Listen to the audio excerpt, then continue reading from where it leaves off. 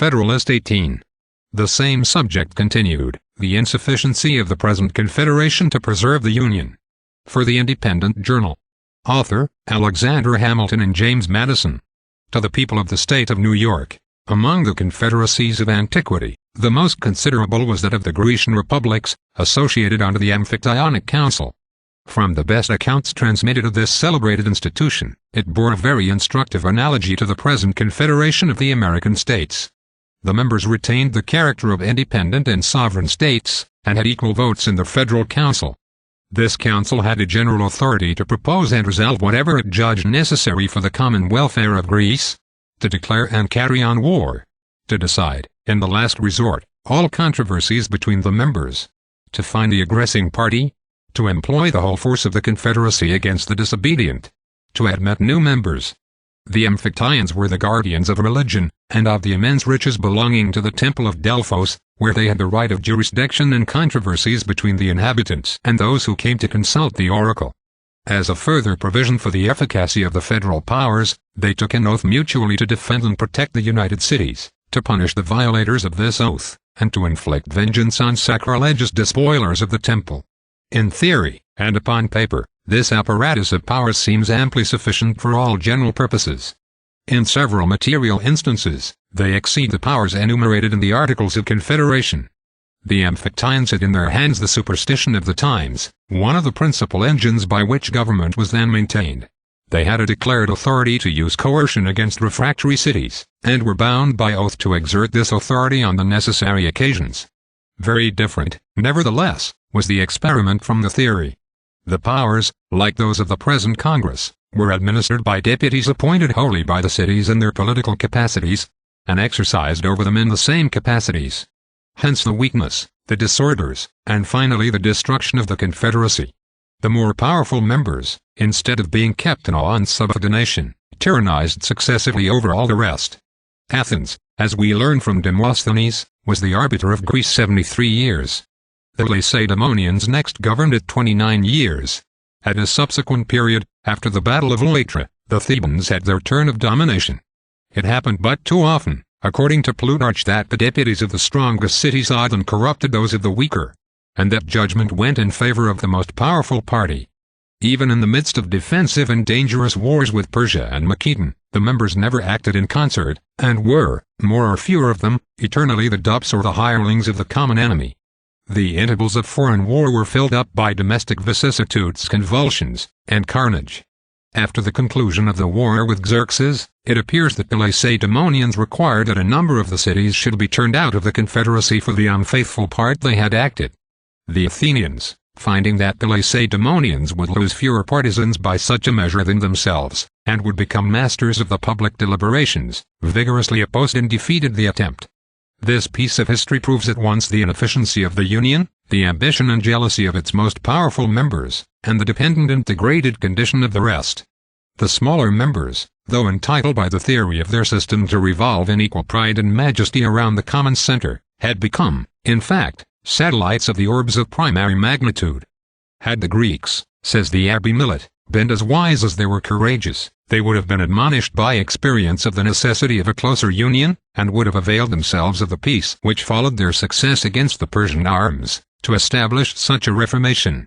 Instead of this obvious policy, Athens and Sparta, inflated with the victories and the glory they had acquired, became first rivals and then enemies, and did each other infinitely more mischief than they had suffered from Xerxes.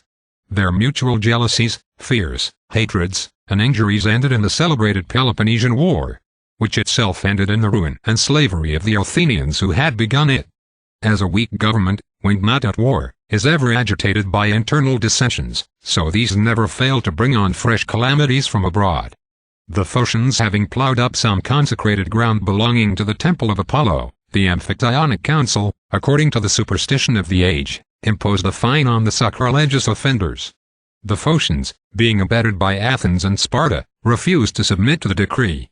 The Thebans, with others of the cities, undertook to maintain the authority of the Amphictyons, and to avenge the violated god. The latter, being the weaker party, invited the assistance of Philip of Macedon, who had secretly fostered the contest. Philip gladly seized the opportunity of executing the designs he had long planned against the liberties of Greece.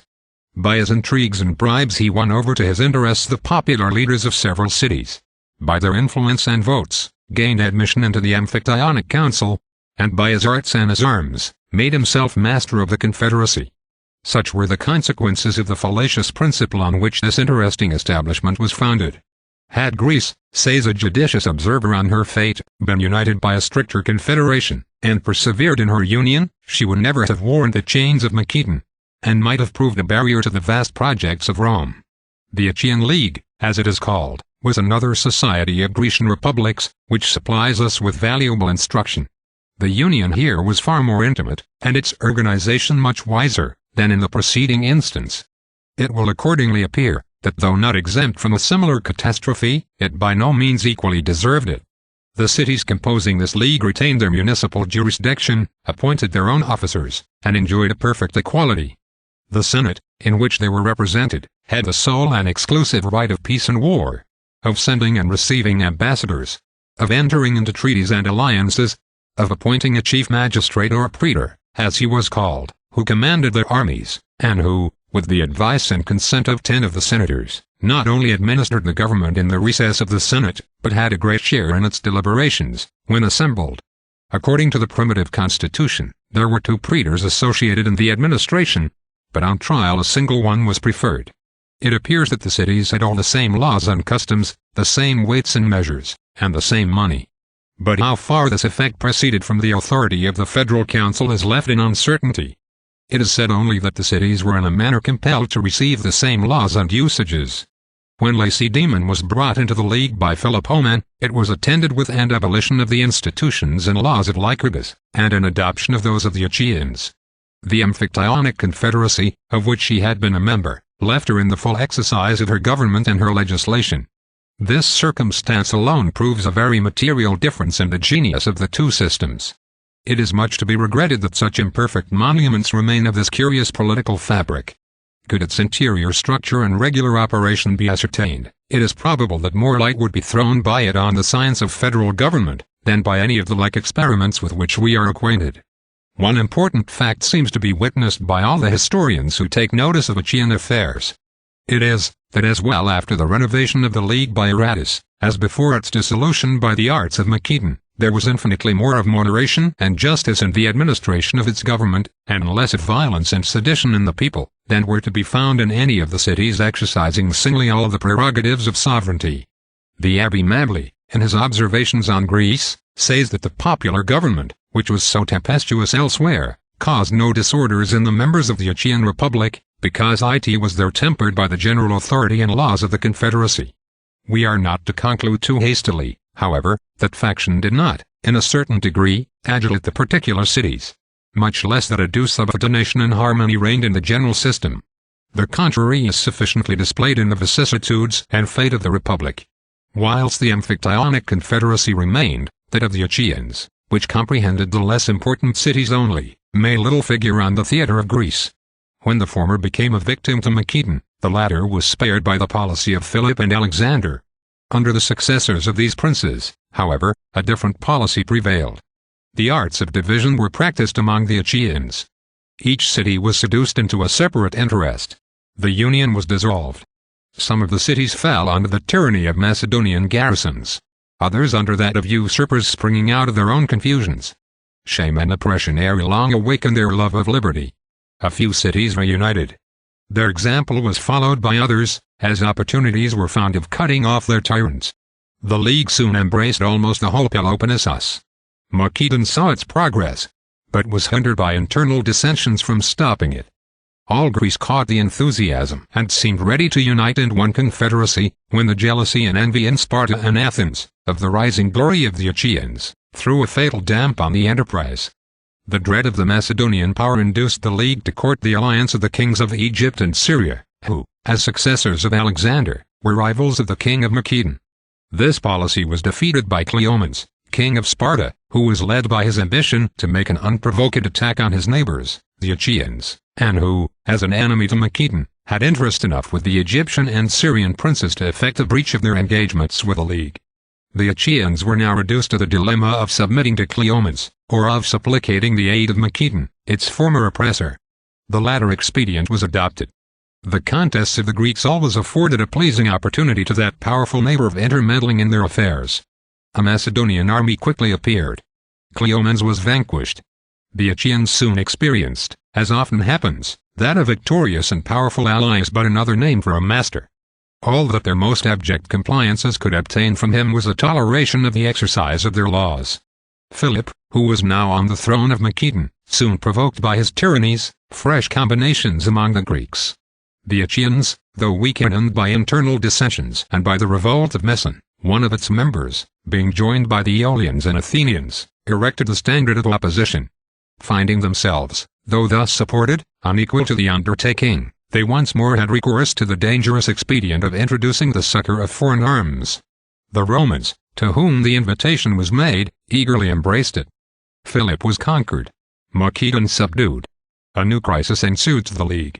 Dissensions broke out among its members. These the Romans fostered. Callicrates and other popular leaders became mercenary instruments for inveigling their countrymen. The more effectually to nourish discord and disorder the Romans had, to the astonishment of those who confided in their sincerity, already proclaimed universal liberty throughout Greece. With the same insidious views, they now seduced the members from the League, by representing to their pride the violation committed on their sovereignty. By these arts this union, the last hope of Greece, the last hope of ancient liberty, was torn into pieces, and such imbecility and distraction introduced, that the arms of Rome found little difficulty in completing the ruin which their arts had commenced.